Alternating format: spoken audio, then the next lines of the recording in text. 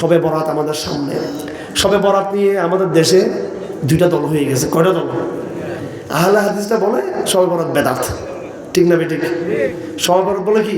বেদাত। আর আমাদের কিছু মাজারপন্থী ভাইরা আছে, সুন্নি ভাইরা, শবে বরাতকে এরা বানাইছে একেবারে মানে এটা রমজানের চেয়ে বড়, শবে কদরের চেয়ে বড়। কি করতে হবে? হালুয়া, রুটি, মিষ্টি খাবার, মাজার গিয়ে ধর্ণা দেওয়া, মসজিদে আলোকসজ্জা করা, এগুলো কি আছে?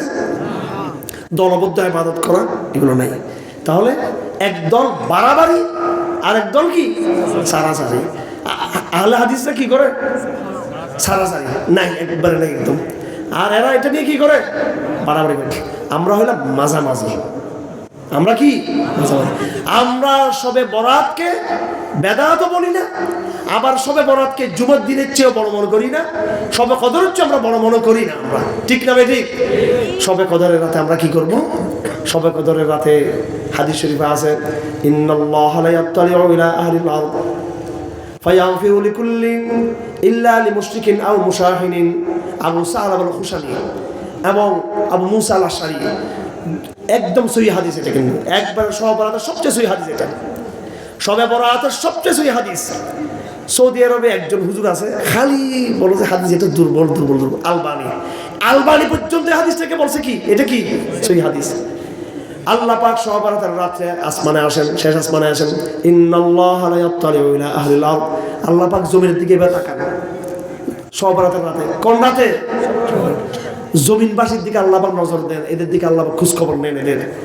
ফায়াগফিরু, ওই শবে বরাতের রাতে আল্লাহ পাক সবাইকে মাফ করে দেন। দুই প্রকার ব্যক্তিকে আল্লাহ পাক মাফ করবেন না। কয় প্রকার ব্যক্তি? এক প্রকার ব্যক্তি হলো যে আল্লাহর সাথে শিরিক করে। আল্লাহর সাথে কি করে? শিরিক করে। এই শিরিক হলো রাজনৈতিক শিরিক হোক বা মাজারে গিয়ে শিরিক হোক, যত রকমের শিরিক, মাপ নাই। আল্লাহর রাজত্বে, আল্লাহর ক্ষমতায়, আল্লাহর গুণাবলীতে কাউকে শরীক করা যাবে? কোন পীরকেও শরীক করা যাবে না, কোন রাজাকেও কি করা যাবে না। এখন আমরা কেউ রাজার পূজা করি, কেউ পীরের পূজা করি আমরা, ঠিক আছে? ঠিক কিনা? চলবে না। মুশরিক হলে মাপ নাই শবে বরাতের রাতে। দুই নম্বর ব্যক্তি শবে বরাতে মাপ নাই কে? মুশাহিন, যার মনের ভিতরে হিংসা আছে। মনের ভিতরে কি আছে? হিংসা আছে। আপনি আপনার এলাকার ভাই তার গীবত করতেছেন পিছে পিছে, কেন? সামনে বলতে পারেন না আপনি? আমাদের মেয়েরা বেশি করে, একজন পিছনে দেখতে, সামনে দেখলে খালা ফুফু বোন কেমন আছো, পিছে কেমন না, আমাদের খারাপ গালাগালি করে, ঠিক না? যার যে দোষ দেখবেন সামনাসামনি বলে দিবেন। মনে যাদের হিংসা বিদ্বেষ আছে, এদের ইবাদত কবুল হবে না। শবে বরাতে এদের মাপ নাই। শবে বরাতে কি নাই?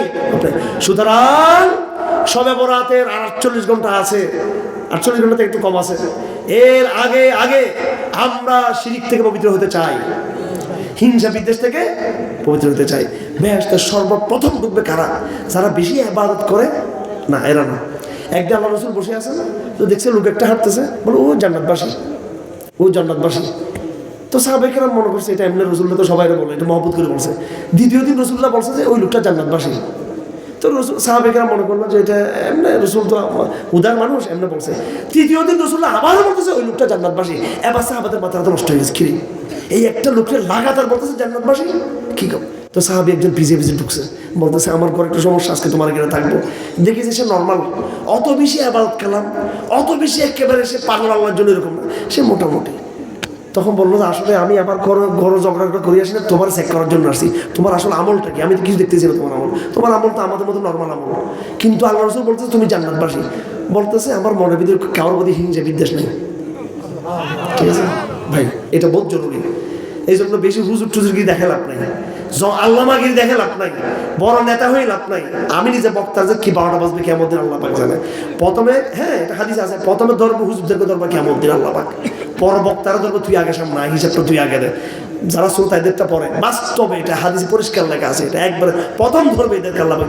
ইমাম, হুজুর, খতিব, বক্তায়, মুজাহিদ, শহীদ, যে তাদেরকে আল্লাহ পাক প্রথমে আনবে, এই যে আসো, এদের হিসাব নিকাশ কঠিন হবে। এদের মানুষকে হিংসা করা যাবে না, বিদ্বেষ পোষণ করা যাবে না, নসিহত দিতে হবে।